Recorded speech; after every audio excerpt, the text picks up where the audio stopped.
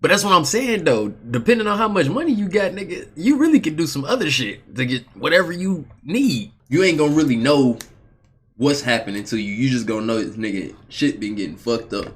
Black Sheen. I be wondering how these motherfuckers be having the, like, that nigga beard be looking crispy than a motherfucker. Now I know. Good. What did you say, nigga? Good paint. I ain't trying to start no shit, but you know about the homie. I just want you to know that. You know about the homie. I just want you to know that.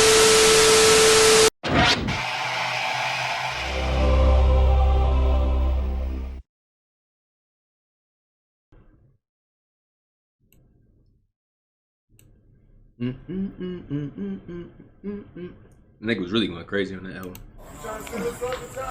So a video about extortion. Niggas out here getting extorted. Niggas out here going through the shits. Getting they shit pushed back. Getting finessed out they bag. Shit crazy. But I ain't signing no permission slip nowhere.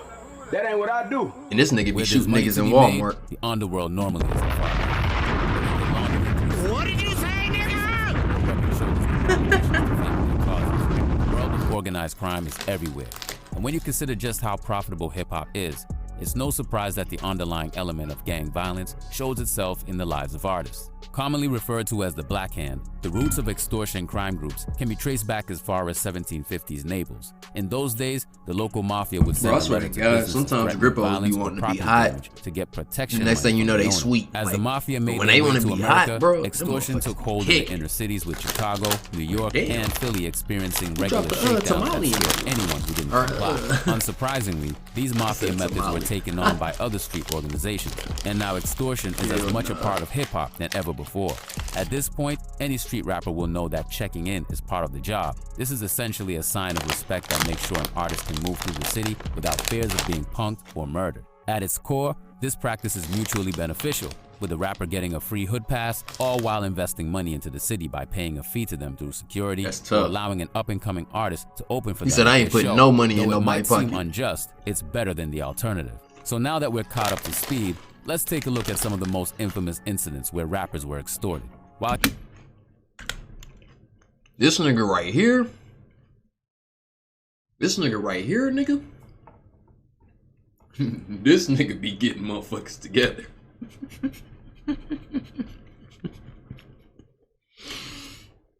It's damn near pitiful. Caught up to speed, let's take a look at some of the most infamous incidents where rappers were extorted. While he's a successful billionaire today, even Kanye West wasn't safe from extortion.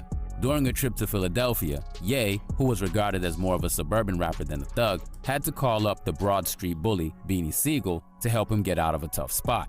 He felt threatened. Nothing was gonna happen to him. Not while I was there. They had chairs pulled up to his table where he was eating at with his friends, and they wasn't eating. It was real. They played the food was cold. It was just like go weight off. Like, hurry up. Always gotta check in with Go. Yeah, it's going down. So when I got to ask Kanye, yo, do you know this guy right here? It was like, nah. Kanye had his jewelry. Shit, I'm from this motherfucker and I check in with Go. Badge. That was like a chain. We was the family. So taking from him at that time was like taking from me.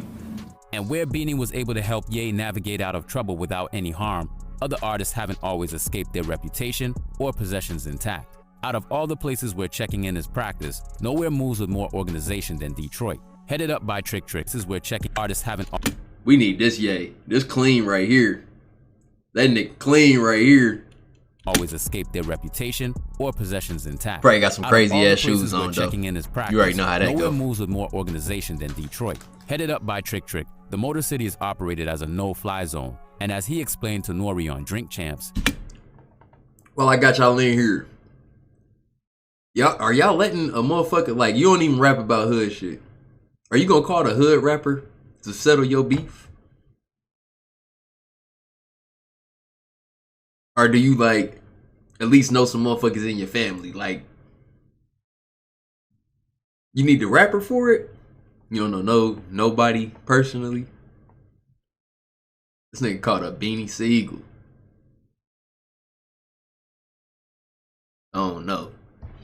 I don't think I could go. Not for getting hoed so I can call another rapper. That's crazy.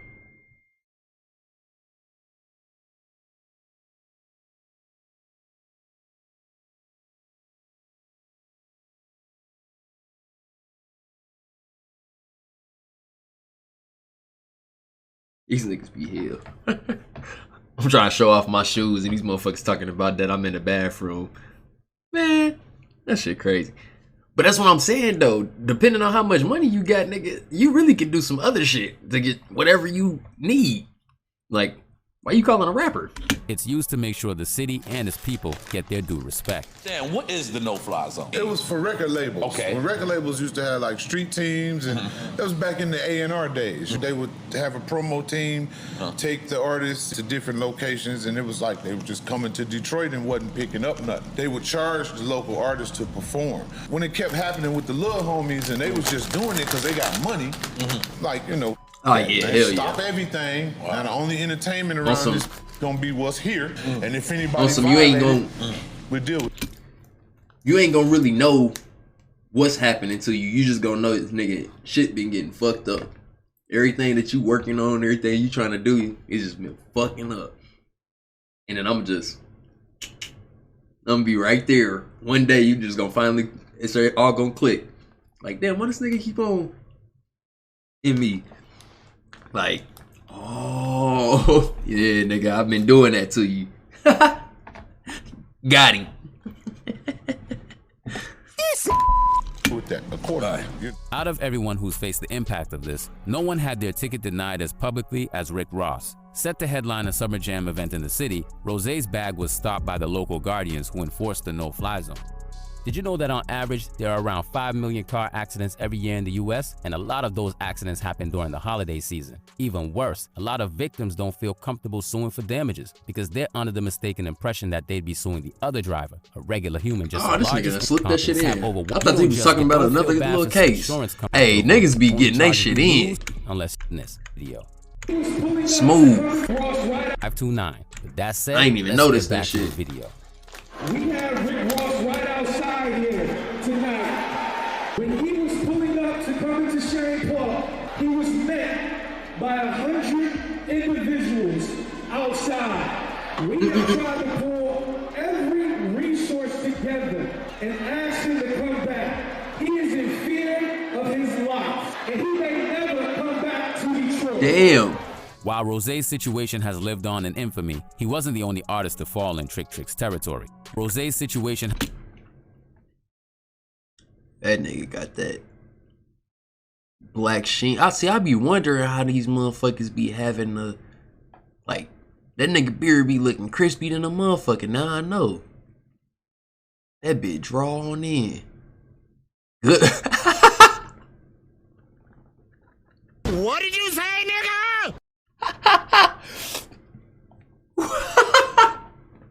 Good paint.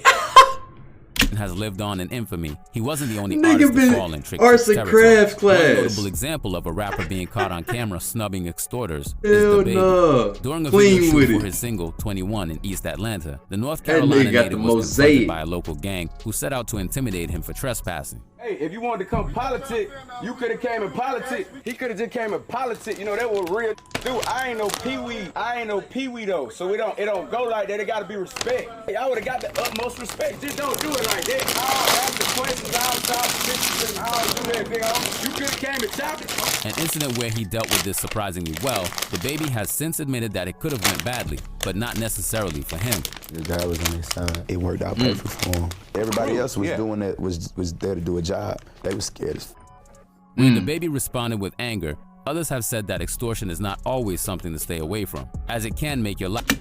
Hey, when he was coming up, that clip really like helped him a lot, cause like him, along with the clip that happened from Walmart, like if he would have only had them two instances and then he would have got off of that, this nigga would still be up. Like if he ain't have nothing else for about a year or two, he would have been up. Like, for real, that's what I'm saying. Like, that nigga was not going, bro. I remember seeing that clip and I was like, damn, this nigga tough. Like, it's like, because the way it's set up, it's one nigga in the crowd of a whole bunch of motherfuckers moving around and shit. So it just looked like he hoeing damn near 8, 9 niggas in they hood. He just standing on some random motherfucking porch. Like, damn, that's how you coming to baby? Okay. This nigga's no toddler. He said I wham bam shit. Bam bam. Oh good. He was getting motherfuckers through there for a quick little second. Then they got him through there. He said something about seeing JoJo. They said, you gonna see why, goddammit. Life much easier. In Joe Budden's opinion, checking in was always a failsafe, with the rapper turned podcaster explaining that it's a necessary evil. This is how I explain it. State taxes. Checking in is state taxes. I don't live in LA, but I've done work in LA. And at the end of the year, LA sends a note to my house that tells me how much money I owe them. That's the government. Facts. The street people that are powerful enough to control movement in their town, i.e. Big U, Trick, whoever these names are. All of y'all artists come to these cities and take, and make money all year long without giving back. So, to avoid... See, I get that. But if I come out here for vacation and I ain't know I was supposed to pay some tax, don't press me right now. So see, now we got to make a situation out the shit. It's cool if I gotta pay that tax, but let me know the proper chain of command so I can do that shit next time. Or if y'all need that shit now, respect the situation that I'm in. Don't try to hold me in front of motherfuckers, but set me up so I can go do that shit. You know what I'm saying? Get that shit right. Cause I got y'all. I can respect. I ain't trying to start no shit, but you're not about to hold me. I just want you to know that. You're not about to hold me. I just want you to know that. The streets getting it from you how they want to get it from you, I'll fix all that, but there's a fee attached. That's how I view it. I didn't grow up with you. I don't know you. I don't know none of them. I don't really care about your well-being, but you gonna pay. I don't care if I gotta hit a nigga in the nuts. I'm getting one in it. You ain't gonna hold me. He's good for these 3 days.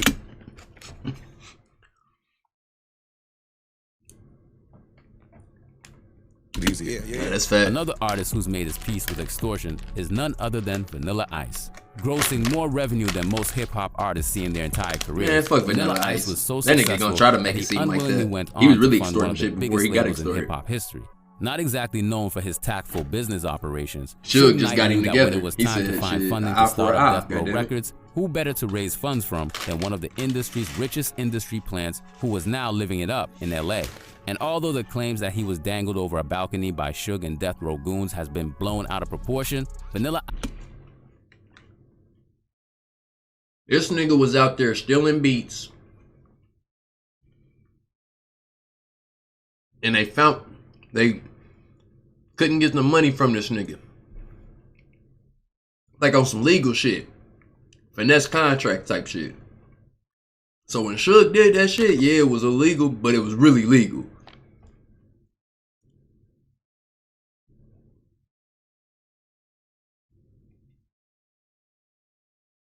Oh, hey, that's a good ass point, boy. Cause not shit still be moving shit. Some of the motherfuckers that be asking for the money still be getting whacked they damn self. Like, nigga, what? How you gonna protect me? Ice viewed the shakedown in a more positive crazy way. You know, he took that money. This is outrageous. With me, people think I'm bitter about it. To me, I look at it in a positive way, saying, you know what? That money went on to start Death Row Records. That money funded some of the greatest hip-hop music of our time. The Chronic record, funded by Vanilla Ice. Nobody ever thought about that. How about Snoop Dogg? Funded by Vanilla Ice. How about Tupac? Funded by Vanilla Ice. I may not have had a good return on my money on that one, but listen to me. It went on to do something good in the hip-hop community, man. All right. When we're talking about extortion in hip-hop, it's impossible not to mention Houston's Jay Prince. Often seen as hip-hop's overarching kingpin who uses intimidation to end potential conflicts before they even get off the ground, the Rap-A-Lot Records CEO is almost universally respected. But with that said, everyone slips up sometimes. That nigga literally called him motherfucker. Hey. You know who this is, right? So, as soon as they be realizing who it is, like, no, I ain't even. In silence have been violated. Even though he appeared to be charitably returning NBA YoungBoy's possessions to him after a robbery, many people suggested that it was an outright attempt to extort a rapper who refused to pay their respects to him. The little homie YoungBoy place got broke into, you know, I got a call about it. And the little homies that went into this place want to make that right. I got your keys to your Rolls Royce. I got your keys to your McLaren. You know, all that they took. All good, waiting on you. In classically bold fashion from the Baton Rouge rapper, YoungBoy wouldn't bend to the pressure, responding with a fiery message of his own. Nah, I was thinking that shit. Ain't no new relationships. If you got something for me, this nigga, hey, I still can't tell if it's a facade or if he's being full, like wholeheartedly trying to be on his peace shit. Cause every once in a while he like jump back into his, you know what I'm saying, black forces. But if he is telling the truth, the old him was crazy because that nigga didn't get no fucks. He was saying everything to everybody on the internet and still been outside. Like, he wasn't out, like, still on tour. Nigga wasn't hiding from nobody. He had multiple enemies. man, they got plenty of around me you could call. You don't get on no internet and do nothing publicly. None of that. Them Baton Rouge niggas is different. Good on keys, gangster. When you buy cash, two keys come with the car anyway. Mind your business, man. Where YoungBoy escaped unscathed, the reason that there were likely no consequence for him shooting off at the mouth is that he wasn't indebted to Prince. An extremely imposing figure, Prince's presence has even led to the downfall of one of the most prolific rejections of checking culture that we've seen in hip-hop. During the peak of his powers, before being outed as a rat, Tekashi 6ix9ine took great pleasure in dissing checking culture, even going as far as to dub his tour the Test of My Gangster Tour. Yo, I'm gonna say this right now. There's gangsters all over this world. I don't check into nobody. I respect everybody's soil that I walk on, but I do not check in anywhere I go. And it's gonna stay like that, you know what I'm saying?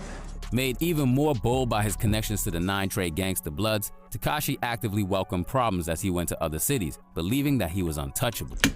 See, but this is the flip side of that shit. You can't walk in 100 deep talking about, yeah, I go where I want to. No, y'all go where y'all want to. Like, this nigga walking in with 15, 16 motherfuckers, like, damn. Of course.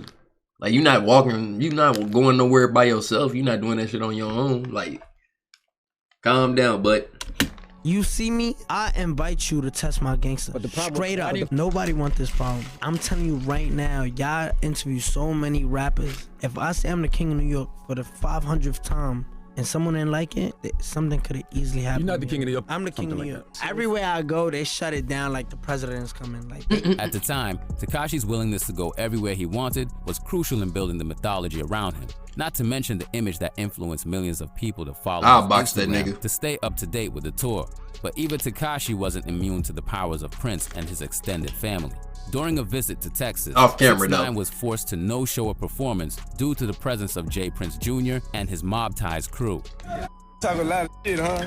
But won't even show up to their own show. You don't want your back in? Where's 6ix9ine then? After the fact, J. Prince didn't necessarily endorse his son's actions, but implied that they were a direct response to the bold behavior that he'd shown in other cities. It's hard when a man, campaigning the way this guy campaigned. Eventually, he gonna get elected. You can't have a man beside you with all that. It's really crazy that nigga sound like that, might man. fly from somewhere and hit the wrong person. So you want to get an understanding with these kind of people before you allow them to sit in your car, stand beside you. I understood. Since getting out of jail, Tekashi has prevented similar problems by siding with a known extorter, Wack 100. At this point, Wack's gang ties in LA are an open secret, with academics even joking about it in a November 2021 IG post which read, when you just... I always wonder when I see this shit. Hold on. Did this nigga just go in there and was like, yo, I want to get tatted up, but in only one sitting? And that nigga was like, so what you like?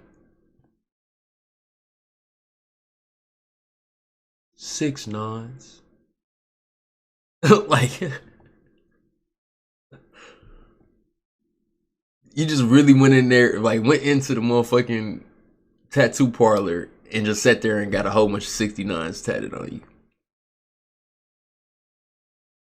Kids do the darndest things. Getting out of jail, Tekashi has prevented similar problems by siding with a known extorter, Wack 100.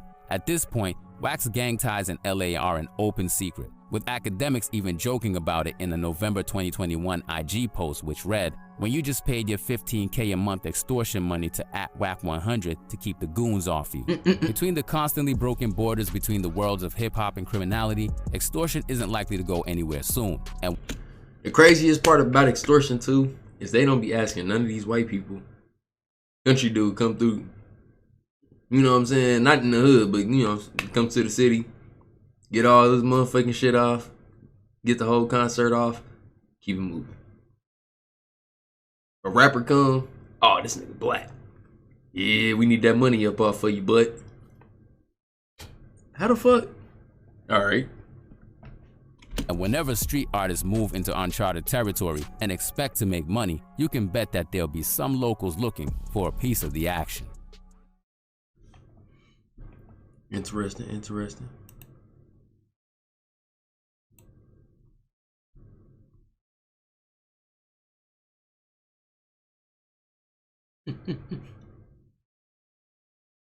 No, God, bro. Shit crazy.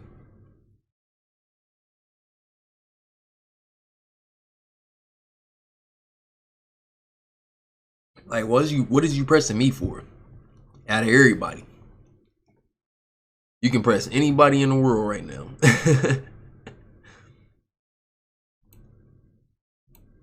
My meat, may I have it back, please?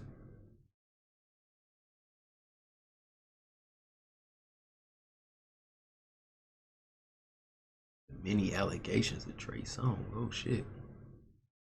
We'll have to get into that.